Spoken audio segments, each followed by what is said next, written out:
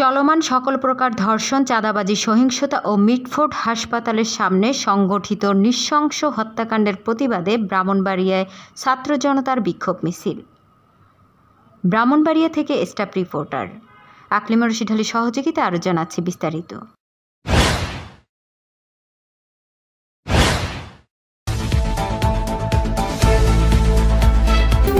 Kasba TV হৃদয়ে দেশব্যাপী চলমান সকল প্রকার ধর্ষণ, চাঁদাবাজি, সহিংসতা ও মিটফোর্ড হাসপাতালের সামনে সংগঠিত নৃশংস হত্যাকাণ্ডের প্রতিবাদে ব্রাহ্মণবাড়িয়ায় ছাত্র জনতার বিক্ষোভ মিছিল ও প্রতিবাদ সভা অনুষ্ঠিত হয়েছে।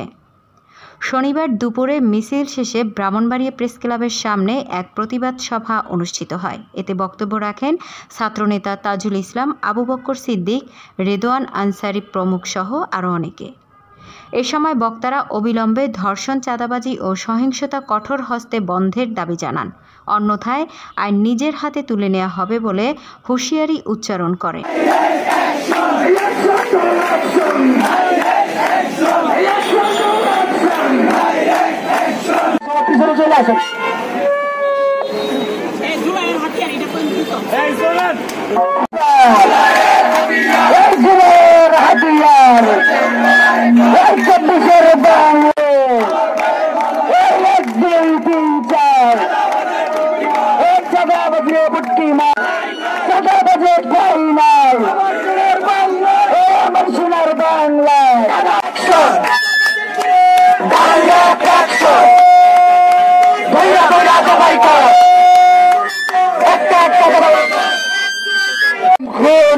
নির্বিচারে হচ্ছে সেই অন্যায়, অনিয়ম এবং দুর্নীতির প্রতিবাদে আজকে ব্রাহ্মণবাড়িয়া জেলার সকল কলেজের শিক্ষার্থীবৃন্দ ও ছাত্র জনতা সম্মিলিতভাবে আমাদের এই সমাবেশের আয়োজন করেছি।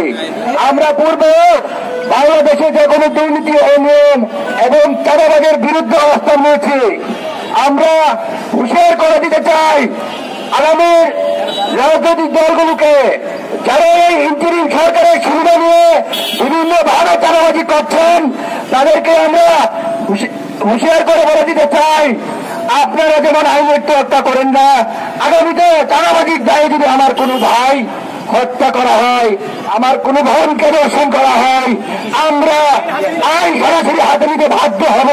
বিগত 16 বছর যারা ফ্যাসিস্ট ভাবে অন্যায়, জুলুম, নির্যাতন করেছে, তাদেরকে কিভাবে ছাত্র জনতা এই দেশ থেকে বিতাড়িত করেছে, আমি সতর্ক করে দিতে চাই। কোন বড় দল, ছোট দল নাই, যে অন্যায় করবে এই ছাত্র জনতার মাধ্যমে তাদেরকে প্রতিহত করা হবে ইনশাআল্লাহ। কসবা টিভির সংবাদের সাথে থাকার জন্য ধন্যবাদ জানাচ্ছি। পরবর্তী সংবাদ পেতে আমাদের চ্যানেলটি সাবস্ক্রাইব করে রাখুন। হৃদয়ে বাংলা, কসবা টিভি।